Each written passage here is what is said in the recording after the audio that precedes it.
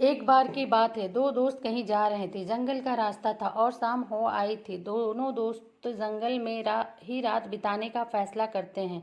Tent लगाए, रात का भोजन किया। भोजन करते करते किसी बात को लेकर दोनों में बहस शुरू हुई। बात दोस्ती निभाने की। अब बहस इतनी बढ़ गई कि एक दोस्त को गुस्सा आ गया और उसने दूसरे को एक जोरदार थप्पड़ जड़ दिया। दूसरा दोस्त कुछ नहीं बोला, बस चुपचाप से उठा और मिट्टी में लिख दिया कि आज मेरे सबसे अच्छे दोस्त ने मुझे थप्पड़ मारी।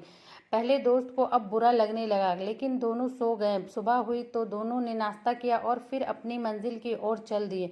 रास्ते में एक छोटी नदी आई जिसे पार करके उन्हें आगे जाना था। पहला दोस्त तो आराम से नदी पार कर गया, लेकिन दूसरा दोस्त नदी के दलदल में फंस गया। उसने बचाओ बचाओ की आवाज़ लगाई तो पहला दोस्त किसी तरह बड़ी मुश्किल से उस दलदल से बाहर निकाला। जब दोनों दोस्त नदी के उस पार आ गए तो दूसरा दोस्त उठा और पत्थर पर रगड़ रगड़ कर लिखने लगा, आज मेरे सबसे अच्छे दोस्त ने मेरी जान बचाई। क्योंकि थप्पड़ खाने वाला और नदी के दलदल में फंसने वाला एक ही व्यक्ति था, इसलिए पहले वाले ने पूछा, जब मैंने तुम्हें थप्पड़ मारा तो रेत पर जमीन में लिख दिए, लेकिन अब जब बचाया तो आखिर पत्थर पर क्यों लिख रहे हो? दूसरे दोस्त ने जवाब दिया, थप्पड़ मारने वाली बात रेत पर लिखा क्योंकि मैं चाहता हूँ कि ऐसी हवा आए कि रेत पर लिखी बात की तरह मेरे मन से सारी नाराज़गी मिट जाए, और दलदल से बचाने वाली बात को पत्थर पर लिख रहा हूँ ताकि यह बात मेरे मन से कभी ना मिटे कि मेरे दोस्त ने मेरी जान बचाई। अगर बात दोस्ती निभाने की हो तो ये सब क्या देखना।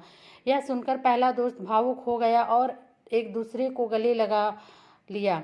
अब दोनों दोस्त खुशी खुशी अपनी मंजिल की ओर बढ़ चले। बात दोस्ती निभाने की है, एकदम ऐसे ही हम सब के साथ होता है। कोई दोस्त या रिश्तेदार या अपने घर का ही कोई सदस्य, चाहे माँ या पिता या भाई या बहन, सभी कितना भी हमारे साथ कर दे, लेकिन उनकी एक गलती से भी हम उनसे नाराज़ हो जाते हैं। हम उनके पुराने त्याग को बिल्कुल भूल जाते हैं।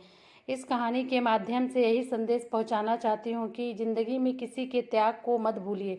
हाँ, कभी कभी ऐसा हो जाता है कि हमारे अपनों को ही हमारी सोच के विपरीत बोलना या करना पड़ जाता है, लेकिन उनसे मनमुटाव करने से पहले अपने प्रति उनके पुराने त्याग को ज़रूर याद कीजिए।